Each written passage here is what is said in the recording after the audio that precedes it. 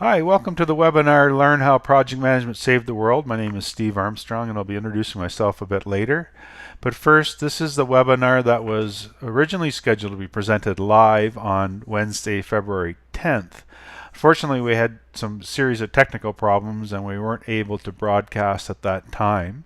And so this is being recorded after the fact. It is exactly the same content, but unfortunately the interaction between the audience and the listeners won't be available to you.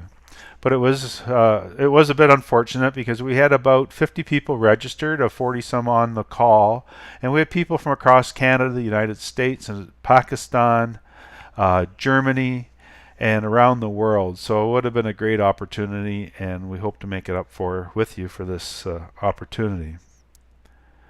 But firstly, my name is, as I said, is Steve Armstrong, and I've been very successful in a career as a leader, both through the military and humanitarian organizations for over the last 35 years. And I've worked with some of the best and brightest leaders and project managers and thinkers that there are, and I've learned a lot from those people, and I've worked with some of the worst leaders there are imaginable, and I'm sad to say that I've learned a lot from those guys too. My history and my story is, some would say, checkered. I barely finished high school. I went straight into the Army, and I made a very successful career for myself, up to the point of getting a master's degree in public policy and management from the London School of Economics, and leading large organizations, $40 million budgets and the like. So I've had a great career. At the bottom of the slide, you'll see a list of some of the opportunities that I've had to lead and to exercise project management in. Of course, in the military, it's all project management. The sergeant looking after his troops, getting his mission, checking his resources, making sure all of the stakeholders are in line, right up to the commander of an Army division or a fleet of ships at sea. Everything we do in the Army is fundamentally project management. And that's where I cut my teeth as a leader and as a project manager, was in the military, learning those fundamentals.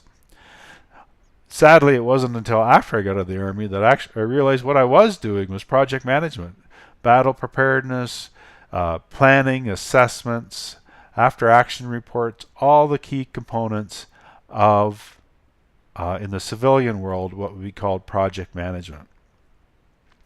After leaving the Army, I joined Canadian Red Cross, and some of the big disasters and incidents, man-made and natural, that I led and managed using project management skills were things like September 11th, where we housed 25,000 people who were stranded in Canadian airports because of the closing down of the airspace. And following that, I went down to New York and worked with the American authorities, American Red Cross, and the Department of Homeland Security in working on the planning assumptions of what would happen if there was another large-scale terrorist-like event, be it a weapon of mass destruction, where hundreds of thousands of people would be impacted and be placed at risk or out of their homes. And all of this work, again, really boiled down to project management, the fundamental skills. In 2004, 2005, I was deployed to Sri Lanka by the Canadian Red Cross as the recovery manager for our operations in Sri Lanka. I was there on that project for about a year. And again, project management, baby, it's all we did. Time we bumped into something, we started applying project management skills. In 2003, there was a large-scale blackout up the eastern seaboard of the United States and into Canada. And again, it was a very unique experience, how to support and protect and look after people who were in their homes, but there was no electricity. So moving resources, food and water up thousands of flights of stairs up to the top of some of the tallest buildings, and certainly in Toronto and Ottawa. How did we make sure that hospitals and the like were provided with power and supported in that operation? SARS was another wonderful example of project management in a sense that there was no real defined mission here. We weren't sure what we were facing, and I'll speak to more about that as a demonstration as we walk through the webinar. I've been, much to the misfortune of thousands and thousands of people, I've been involved with a number of major forest fires. Most recently, the Slave Lake fire, where 17,000 people were evacuated in northern Alberta in 2011. And a third of a town had burnt to the ground. And as a disaster and recovery manager, approaching that as a project management concept actually framed what we were doing there and allowed us to react very quickly and efficiently to what was going on. Also, the 2003 BC forest fires, where again thousands and thousands of people were on the move, and we applied, as a leader, I applied project management concepts to bringing the recovery and the immediate relief, and then the long-term recovery. And then most recently, one of my last jobs with the Canadian Red Cross before I retired in 2013 was the Southern Alberta floods. And at that time, 100,000 people were evacuated from their homes and communities over a stretch of property of land 600 or 700 kilometers long. And again, it was project management. People will talk about incident command systems and all of these management systems that you'll see in disaster responses and or military operations, and that's true. But at its core is a common principles of project management. And really what I'm going to talk about today is how I applied those concepts, but at a higher level around the principles of project management to a very extraordinary experience. So in 2013, you'll see what the story was in southern Ontario, in the Toronto area. It's a new virus. It's a new pathogen. We don't even know for sure which virus it is. March 2003, Toronto is under attack by a mysterious new disease. It's very hard to stop. It's like a brush fire that's throwing off sparks. A virus out of control. A city under virtual quarantine. China, 4 months earlier, already in the grip of the terror. Thousands sick, many dead. For 3 months, they hid the sick and dying. Finally, February 2003, China reveals the outbreak. Doctors in this country and others around the world are rushing to identify a deadly mystery illness. There's a new outbreak. The control measures don't seem to be working. There's no vaccine to prevent it, and researchers around the world say no cure is likely anytime soon. It's too late. SARS, severe acute respiratory syndrome, is already infecting the world. March 2003, it lands in Toronto. Its first Canadian victim, a woman who died within days of returning to Toronto from Hong Kong. The chain of infection had begun. We don't even know for sure which virus it is. We don't understand what it does to people. Day by day, the cases mounted. The Ontario total of deaths for patients from SARS is now 9. Nurses, doctors, paramedics start gowning and gloving up. It was the spring of fear.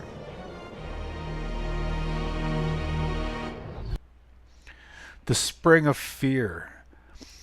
I don't know if anyone on the call or listening to this would be aware of the circumstance that was happening almost exclusively in southern Ontario, where it seemed to have the most emotional impact. There were spots of SARS cases in other locations, but almost 50 people died. About 4 million people were within an emergency zone, and there was a quarantine of over 10,000 people who had been exposed to SARS. And our job in that circumstance was to support the provincial and municipal government in responding to this unbelievable thing. And I have to say it was fearful. not to say that I was overwhelmingly scared, but that was a spring of that year, and nobody was really 100% sure as if the apes weren't going to rule the planet at the end of the summer. This was a completely new disease, and it spread like wildfire. Luckily, not for the people that got sick or died, but luckily you had to have very intimate, close-up contact with somebody to become exposed to the disease, like within breathing distance. So it wasn't like some of these other diseases have sort of popped up since then, like Ebola, where it's a touch will pass the disease, or the flu, which can spread and live on doorknobs and furniture and the like for a long time after contact. This was a very intimate. So most of the people that got sick and died were loved ones of people that were exposed to SARS or healthcare professionals, a lot of nurses. So again, we did approach this as a project management. But as a higher level principles of project management, one of the key things is around stakeholder management. And I invested a lot of time getting to know our stakeholders. For example, prior to the event, I spent a lot of my time was traveling and talking to people who would be our partners in case there was a large-scale disaster. So I knew them in advance. And if it's all possible, if you're a project leader and you're running this job, get to know the people around you. And you need to engage them as early as possible. So, one of the number one things around engaging your stakeholders is understanding what they need out of that. And as you put your plan together, then you can hopefully provide them what they need while achieving your outcomes and your objectives. For example, one of our partners during the SARS response was the St. John Ambulance Organization. And what they wanted was just to do their job. They wanted to do their job as auxiliary ambulance services to the public authorities and emergency medical services. And they didn't want any fuss. So to allow them to do their job, what I arranged for was that we would act as the coordinating body that would allow them to be dispatched without a lot of fuss, and we would also organize the administrative support for St. John Ambulance, and as far as accounting and invoicing and agreements with government, so they were free of that. We had more capacity to manage that, and they were able to do their job, which was their first and best use, which was actually transporting patients. Sometimes, sometimes you don't always know exactly what everybody wants because they're not always completely upfront about it. So one of the other things you should consider doing is mapping their needs and figuring out so that you can get ahead of them. Get ahead of them and providing them the information that they require. One of the things that we realized during the SARS response was that the provincial government, although massive in size and scope, was actually blind, and they couldn't always see what was happening on the ground. And we had much better information about what was happening locally. And we were able to provide and feed that information up the chain and into the provincial operations center faster than the government's own systems could. So we became fundamentally the eyes and ears of the emergency planners and health planners as they were doing their work, what was happening on the ground. And we provided them great value so they could do their job, and then by creating value, then we were allowed to give more autonomy and more responsibility so we could meet our needs, which in effect was the same customer was the people impacted by SARS. The biggest thing around stakeholder management, that if you take one thing away from this conversation, is don't communicate with your stakeholders. Talk to them. Take them aside, have a conversation, get on the phone, Have a conversation with people as opposed to email or dealing with them like an issues management thing. Communicate openly and honestly with them. And the last piece on stakeholder management is this: a great friend of mine always said was, if you go into a room full of conference room and they're full capacity, hundreds and hundreds of people, you would rather go sit with somebody you don't like before you sit with somebody you don't know. So think about a time when you went into a lunchroom or a cafeteria or a conference hall and you sat with somebody you'd rather not. The reason is you have a connection with them, you recognize their face, and it looks safe, as opposed to go sitting with a stranger. This is why you want to invest up front in stakeholder management. Invest in getting to know your people, engaging them so you understand what their wants and needs are, mapping it out and planning it out so that you can be more proactive along that, and then you can come up with a communications plan, which fundamental bottom line thing is to talk to them and hear what they have to say. Often in a circumstance like this, as I said earlier, SARS was a fearful experience. People were scared, literally scared, that they were going to die or get this disease. It may not be as serious of circumstances for you when you are operating your project in Fort Mac or in Lahore or in Dubai or wherever you may be working on a project, a small one or a large one. One of the things we often do is we don't communicate with our own people.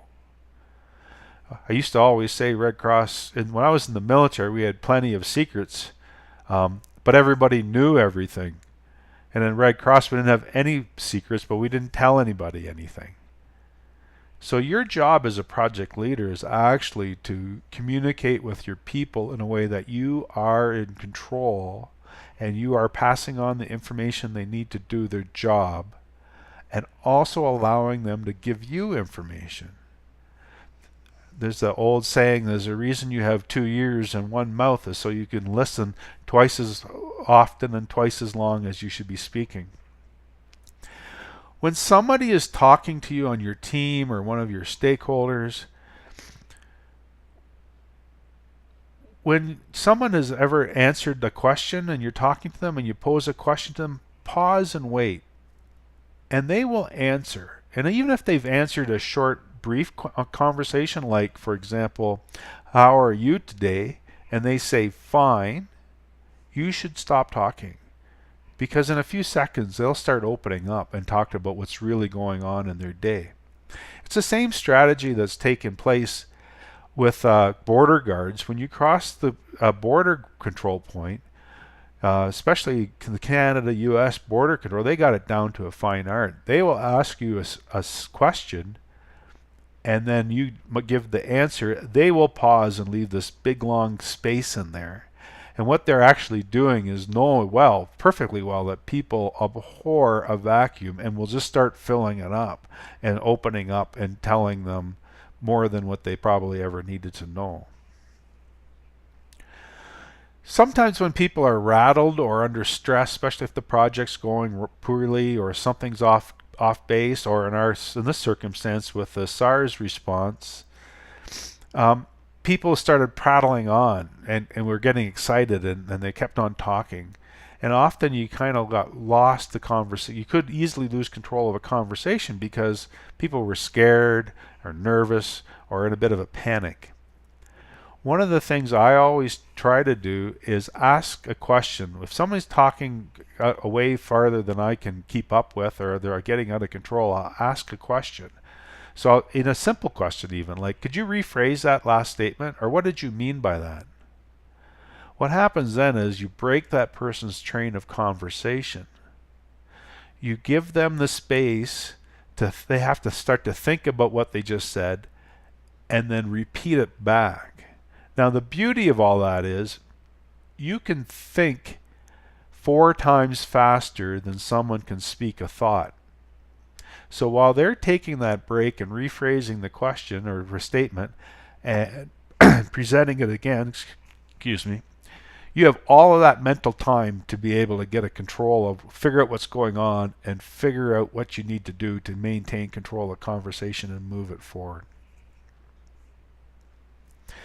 One of the biggest things you can do when communicating with your people around projects, or around anything for that matter, is if someone asks you a question, don't instantaneously answer the question, even if you know the answer down pat. What people will take away from that, if it's like a question and an instantaneous answer, people will take away from that you didn't actually listen to their question, that you have walked over top of them. If someone asks you a question, just do a 3 count, 4 count, 5 count, whatever it takes in your mind before you start answering the questions. Consider it. So firstly, what it does is it shows the person who's asked you the question that you actually respect them enough to think about what they're saying. Pardon me. The other thing is, it does buy you that space to think about the question, because maybe the question wasn't as clear as you think it is, or there might be something else going on that you might want to check out to be able to consider. So sometimes if people ask you a question, that's not really the underlying question. There's something else behind it, and it buys you a bit of chance. When you're working with people on projects, even in the military, you're often actually working with people you have no authority over. You have people from other units, other business departments, other organizations. When we were working on the SARS, we had provincial government people, we had people from every sector of the Canadian Red Cross, we had other non-governmental organizations that were working with us, and we didn't have actually there was no real power to be able to get anything done, so it was all around influence. And when you're working with people, especially in an environment that's stressed, either through SARS or a high pressure project, one of the things you want to try to do is to establish a relaxed environment so people are calm and relaxed and able to communicate. And if you're the leader of that group, or you're in charge of that group, your body language and your body messaging will be telegraphed instantaneously. So if you're wound up tight and you're angry or you're stressed out, everyone will pick that up, and it will dampen the conversation. Take a moment to go around the room and encourage everyone to have a chance to provide input. If they don't, that's fair. But if they do, at least they had a chance to get their issues and concerns on the table. One of the biggest problems that we have when we have a team meeting or a group meeting is that there's always people that take over the conversation and overwhelm everybody else. So I always tried to see the people who hadn't talked yet, especially the ones that you can see in their eyes they had something to say. I always engaged the quiet members of the group to speak up, because they actually have something to say, and you should listen to it. And if someone's overwhelming the conversation by talking over everybody, it behooves you as a leader to thank them for their last comment and engage the rest of the table, because the last thing you need is only one voice in your ear talking to you. Active listening skills sounds pretty social worky, but really it's not so bad. It's what it is you're listening, you're also watching body language, and you're considering what people are really saying. You're using the silence treatment that we mentioned earlier to allow people's thoughts to resonate, to buy yourself some time before you answer. And one of the things that I find useful, if it's possible, is if you're the leader, you should actually have someone else chair the meeting. And that person can run the meeting and make sure the agenda points and all the action points are covered, but your role then is to watch and look around the table and see where people are, and so you can see when somebody's eyes rolls into the back of their head, or they're nodding off because they're being bored, and so you can control the conversation and control the meeting and be able to see where you got a problem with an individual or a group or an issue before it becomes a problem. And it's really hard to do that when you're chairing the meeting and taking on that role. So I would advise working in a group like that with a meeting is to allow someone else to chair, and if you're the leader, then you observe and manage the meeting from a side. Plus, it also allows you to professionally develop another person to be able to step into that. The last thing around working with people are developing team charters to define goals, and even personal charters to define individuals' expectations and goals that you want them to achieve. It can be formal, and it can be light. And really all we're saying is, what is it you want this group to achieve? What is it you want this individual to achieve that feeds into the objective and the larger goals of the team? And what are the expectations?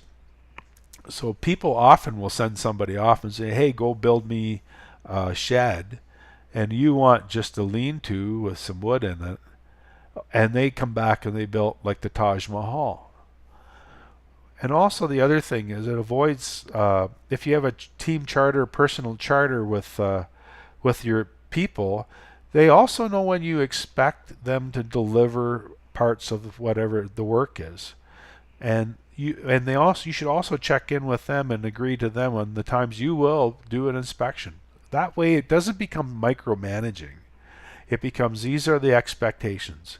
So for example, I was working with a team recently, and one of the things that was said was, go and develop this policy. Well, 4 weeks later, the policy still hadn't been delivered. The problem was, it was ill-defined, and there was no milestones. So as a leader, as a supervisor, what I should have said, this person should have said to the person they issued instruction to was, I need you to develop a policy on how we're going to pay our contractors. I need it by the 15th of the month, and I want you to be able to come to me on the 3 days from now, 7 days from now, and 10 days from now, and report on how you're doing. You also have this amount of time and this amount of resources to do that job with. And everybody agrees. And sometimes what you might even do is follow up with an email. But regardless, this charter, this personal project charter, team charter, is really a terrific model that you can set up that allows you to manage expectations.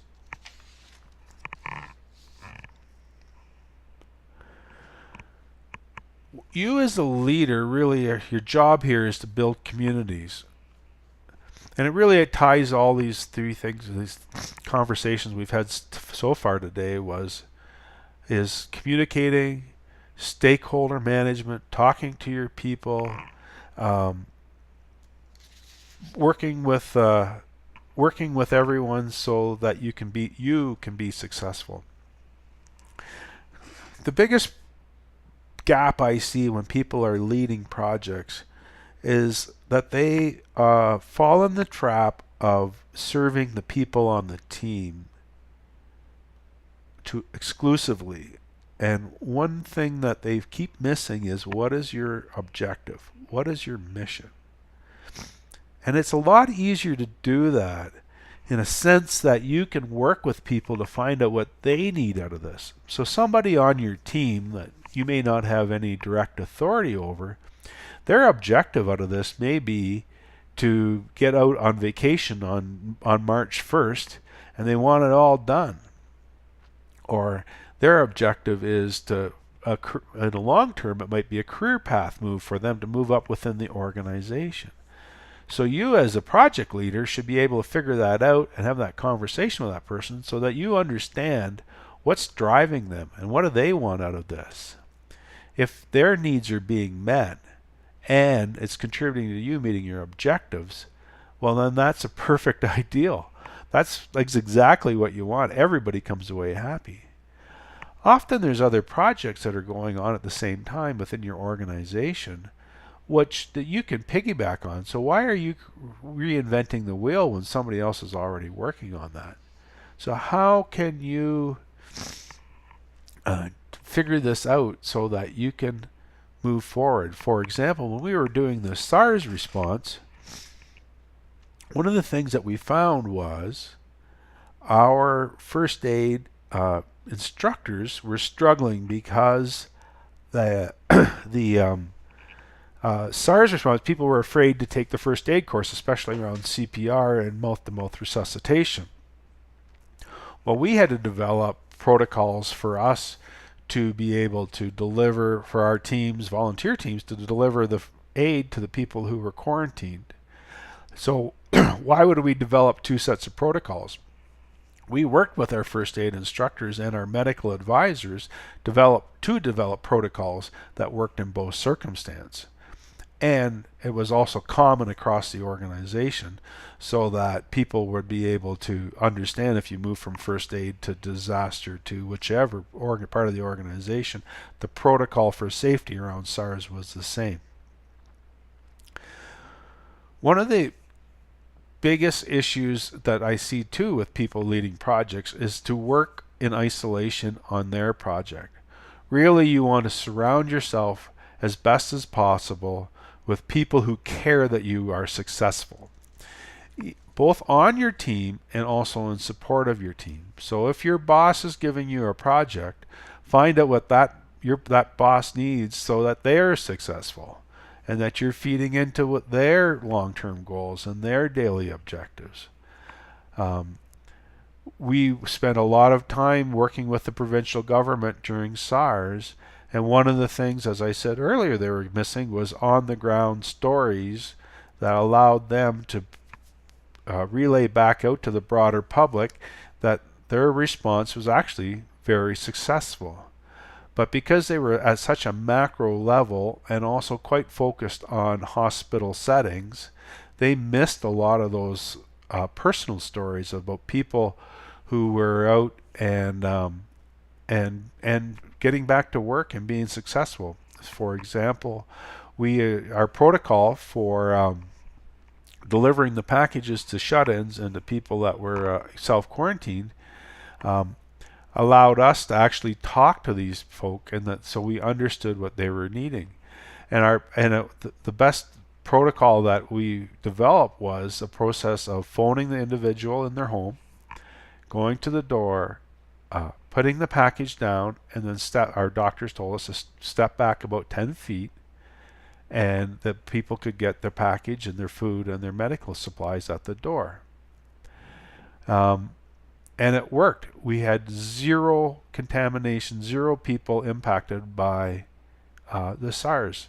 So it was a great story. We worked with the province. We gave them what they needed. We got what we wanted. Everybody came off looking good. And at the end, nobody got sick, and all the quarantine peoples were protected. And really, your job as a leader is make sure everyone is successful. It's not always possible because there will be times when somebody's going to come out with less than they want. But if you can manage it and lead a project and an initiative so that everybody is successful, it's going to be a lot better in the long run for everybody. In the SARS response, our volunteers got to do some amazing, interesting, very personal, high-touch work. They were super engaged at the end of that. We had volunteers that were working with municipal governments and their emergency operations centers that were providing high-quality, super powerful resources that the municipalities probably couldn't afford and didn't have on staff, all to the benefit of the municipality doing a good job with managing the SARS. And the province came off, our provincial partners in the provincial government, came off looking amazingly great because they too were successful. It was a joint effort, and nobody that I'm aware of cared who got the credit. You know, who are we there to serve? It was the people, and it worked very, very well. So really, that's my message on the SARS response. It was 12,000 people responded, we were responded to in their homes. We supported 15 municipalities and the provincial government.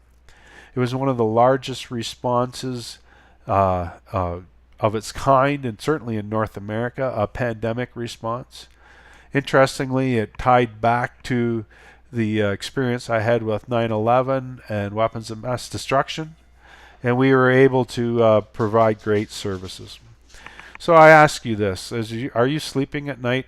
Are your projects being successful? If they're not, and if you're not sleeping at night, I would encourage you to reach out, give me a shout, email me at steve@stephenarmstrong.ca, and we can have a quick conversation around what you could do to do that. Consider it a free coaching call. And really, your job as a leader, no matter where, be it in a project, is to lead with the following words in mind. I want you to act with knowledge and skill, be courageous, humble, and selfless, and act with purpose and motivation. And if you found this webinar of any value, I would encourage you to join us on March 10th at 12 o'clock Eastern, 10 Mountain.